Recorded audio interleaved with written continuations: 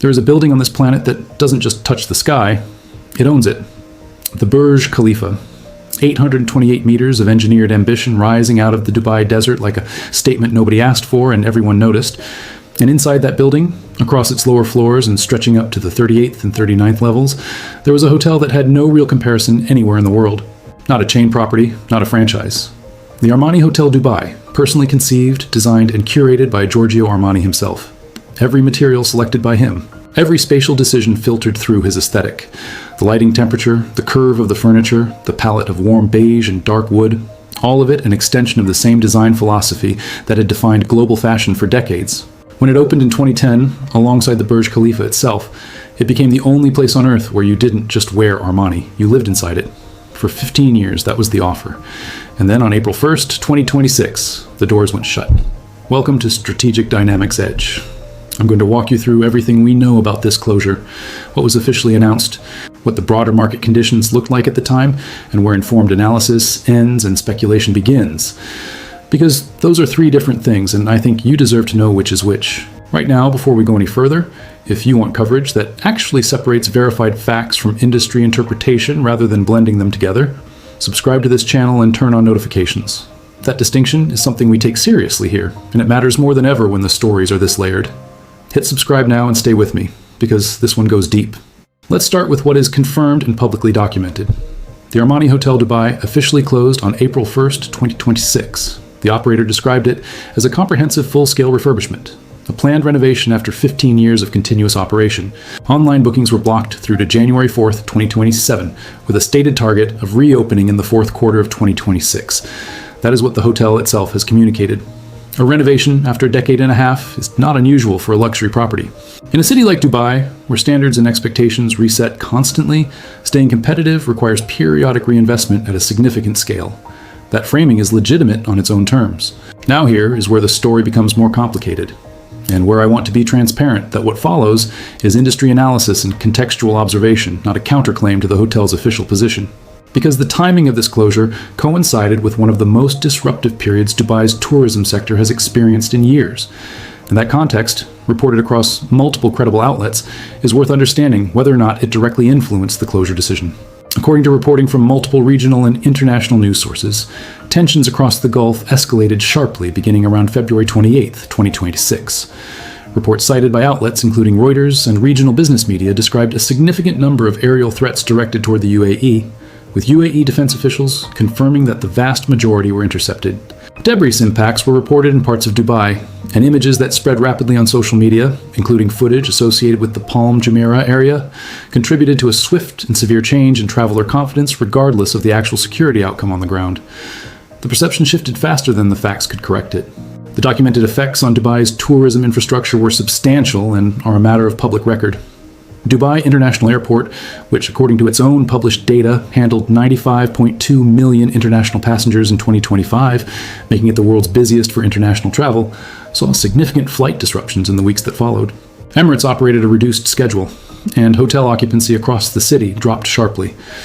The chief business officer of Wego, a major regional travel booking platform, was quoted in multiple outlets stating that hotel occupancy had fallen to between 15% and 20% of typical levels for that period. Separately, AirDNA data cited in industry reporting showed more than 226,500 short-term rental bookings canceled across the UAE between February 28th and March 29th alone, a single month. Tourism Economics, operating under the Oxford Economics umbrella, published estimates suggesting that between 23 million and 38 million fewer travelers could visit the Middle East across 2026, with projected visitor spending losses in the range of $34 billion to $56 billion. The Dubai government announced a support package of approximately $272 million for affected businesses, including tourism, and hotels were permitted to defer certain fees and charges, a response consistent with economic disruption rather than routine market fluctuation. These are documented, reported facts. What happens next is where analysis and interpretation enter the picture, and I want to name that clearly. Some industry observers have noted that the timing of the Armani Hotel closure, bookings cut off March 31st, doors locked April 1st, placed it directly inside this window of severe occupancy decline. Natasha Citrus, founder of Tasha's Hospitality Group, which operates 14 outlets across the UAE with over 1,000 employees, was quoted in regional media saying revenues at her restaurants had fallen by more than 50% overall and by 70% to 80% at tourist-dependent locations. She described cutting salaries by 30% across her organization, including her own, to avoid larger layoffs. A senior executive at a separate international hospitality group was quoted, stating that at some properties, occupancy had reached single digits, and that it made sense operationally to close temporarily and reassess. These accounts give a picture of what the broader hospitality environment looked like at the moment the Armani Hotel went dark. Now, does this mean the closure was driven by those conditions rather than the announced refurbishment? That is a question I cannot answer with certainty, and neither can anyone outside the decision-making process. What I can say is this. Several analysts and hospitality industry commentators have raised the observation that luxury properties in Dubai, when facing severe occupancy collapses, have a legitimate operational incentive to bring forward planned renovations or to use an upcoming renovation as the appropriate framework for closing during a period when staying open costs more than it returns. That is not an accusation. It is a structural reality of how high fixed-cost hospitality businesses manage downturns. Renovation may be planned, genuine, and necessary, and the timing of when to execute it is also an economic decision. Both things can be true simultaneously. The Burj Al Arab, arguably the world's most recognized hotel, also announced its first full closure for restoration in 27 years during this same period, with bookings blocked until June 2027. The St. Regis on the Palm closed. The Park Hyatt Dubai announced closure from May 1st for a final renovation phase. 5 major luxury properties in the same city, closing within weeks of each other, all citing refurbishment. Whether that clustering reflects coordinated opportunism, coincidence, or simply the reality that many properties due for renovation chose to accelerate their timelines during a period of low occupancy. Reasonable people in the industry have different views. What is not in dispute is the nature of the Armani Hotel's specific guest base and why that matters. This was not a property designed to absorb market turbulence. Its clientele, high net worth international leisure travelers, architecture and design professionals, senior fashion industry figures, had booked specifically for this address, not for Dubai generally, for this. And that traveler, unlike a corporate or conference guest, has seamless alternatives: Paris, Milan, Tokyo, the Maldives. When confidence in a destination wavers, that traveler does not downgrade their trip. They redirect it. An ultra-premium property whose core guest stops arriving does not find substitute demand at its price point. It faces a structural gap that cannot be filled by promotional pricing or repositioning without damaging the brand further. In that context, a renovation closure, whatever its primary motivation, also functions as brand protection. A property under renovation is in transition. A property that is visibly near empty is in difficulty. These communicate very differently to the market, and operators understand that distinction. So where does that leave us? The Armani Hotel Dubai closed. The renovation is real. The reopening in late 2026 or early 2027 is planned. The broader market conditions surrounding the closure were among the most severe the city's hospitality sector had seen in years. And that context is documented across credible sources. Whether those conditions accelerated, influenced, or were entirely separate from the closure decision is something only the operator knows. What we can observe is that the two things happened at the same time, in the same city, affecting the same industry. The hotel will reopen. Dubai has recovered from financial crises, from the pandemic, from multiple regional disruptions across 2 decades, and it has repeatedly demonstrated a capacity to rebuild that should not be underestimated. Demand for ultra-luxury travel returns. The Armani brand remains globally significant. A renovated property with a refreshed interior and a clear narrative about its next chapter will find guests.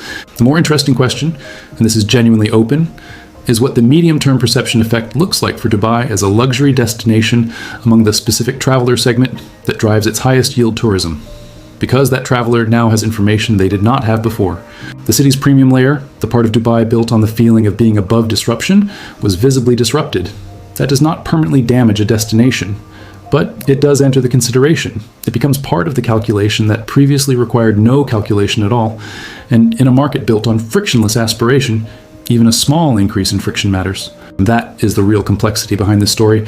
Not a conspiracy, not a cover-up, just the layered reality of how a world-class hospitality brand inside a world-class building in a world-class city navigates a moment that none of its marketing materials were designed to address. Now I want to hear from you. Leave a comment below. Do you think the broader market conditions played a role in the timing of this closure, or do you take the renovation announcement at face value? Is Dubai's recovery from this period something you're watching closely, or has it affected how you think about the destination? Drop your perspective in the comments. Share this video if you found the breakdown useful. It genuinely helps this channel reach people who want analysis that names its own limits. Like the video if this approach is what you want more of. And subscribe to Strategic Dynamics Edge because we are going to keep doing this kind of work. Important note before we close, everything presented in this video is based on publicly reported information and industry analysis available at the time of production. Specific claims about occupancy figures, booking cancellations, and economic projections are drawn from cited sources including Waco, AirDNA, Tourism Economics, and regional business media.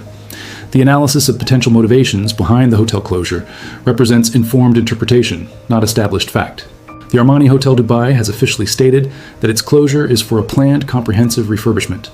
Strategic Dynamics Edge does not make financial recommendations and encourages viewers to consult primary sources and qualified professionals for any decisions related to travel or investment.